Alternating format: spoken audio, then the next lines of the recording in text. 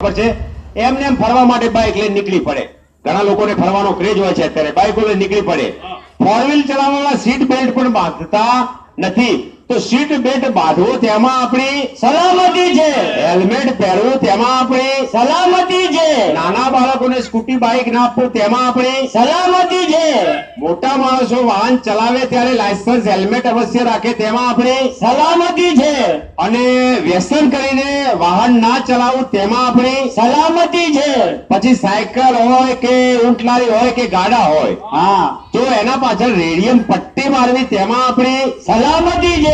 ઘણા લોકો શું કરે, હાઈવે પસાર કરે ને એટલે બંને બાજુ જોતા નથી અને એમને હાઈવે પસાર કરે છે.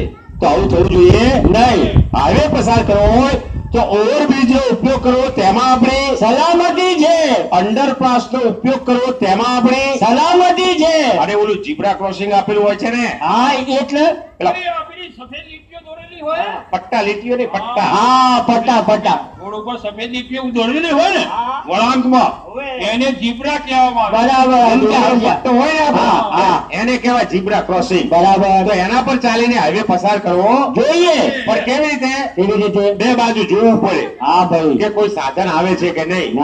હવે આપણે જોઈએ ને બંને બાજુ, અને એમ ને એમ જો આપણે પસાર કરવા જઈએ તો ગમે તે સાધન વાળો આપણને ટક્કર મારી જાય. તો આવું થવું જોઈએ નહીં. પછી અંડરબ્રિજ અને ઓવરબ્રિજ નો પણ ઉપયોગ કરવો જરૂર. તો આપણું ગામ સલામત રહે એના માટે